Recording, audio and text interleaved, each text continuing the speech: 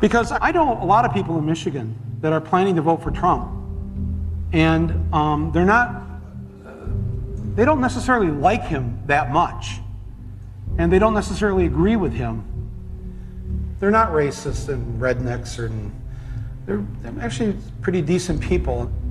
And so I wanted to sort of, after talking to a number of them, I wanted to write this. And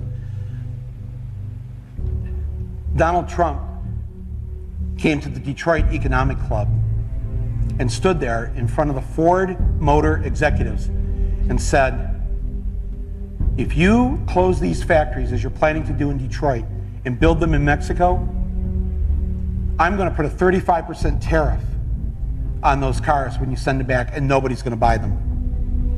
It was an amazing thing to see.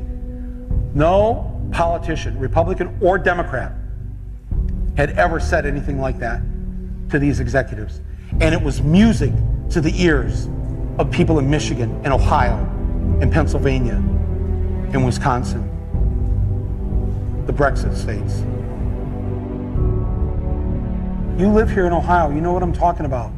Whether Trump means it or not is kind of irrelevant, because he's saying the things to people who are hurting. And it's why every beaten down, nameless, forgotten working stiff who used to be part of what was called the middle class loves Trump. He is the human Molotov cocktail that they've been waiting for. The human hand grenade that they can legally throw into the system that stole their lives from them. And on November 8th, Election Day, although they lost their jobs, although they've been foreclosed on by the bank, next came the divorce, and now the wife and kids are gone, the car's been repoed, they haven't had a real vacation in years, they're stuck with the shitty Obamacare bronze plan where you can't even get a Percocet. They've essentially lost everything they had, except one thing.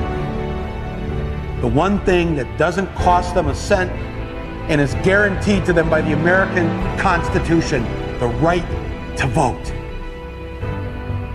They might be penniless, they might be homeless, they might be f***ed over and f***ed up, it doesn't matter, because it's equalized on that day. A millionaire has the same number of votes as the person without a job, one. And there's more of the former middle class than there are in the millionaire class. So on November 8th, the dispossessed will walk into the voting booth, be handed a ballot, close the curtain, and take that lever, or felt pen or touchscreen, and put a big fucking X in the box by the name of the man who has threatened to upend and overturn the very system that has ruined their lives. Donald J. Trump. They see that the elites who ruined their lives hate Trump. Corporate America hates Trump. Wall Street hates Trump. The career politicians hate Trump. The media hates Trump after they loved him and created him, and now hate him. Thank you, media. The enemy of my enemy is who I'm voting for on November 8th. Yes, on November 8th, you, Joe Blow, Steve Blow, Bob Blow, Billy Bob Blow, all the blows get to go and blow up the whole damn system because it's your right. Trump's election is going to be the biggest fuck you ever recorded in human history. And it will feel good.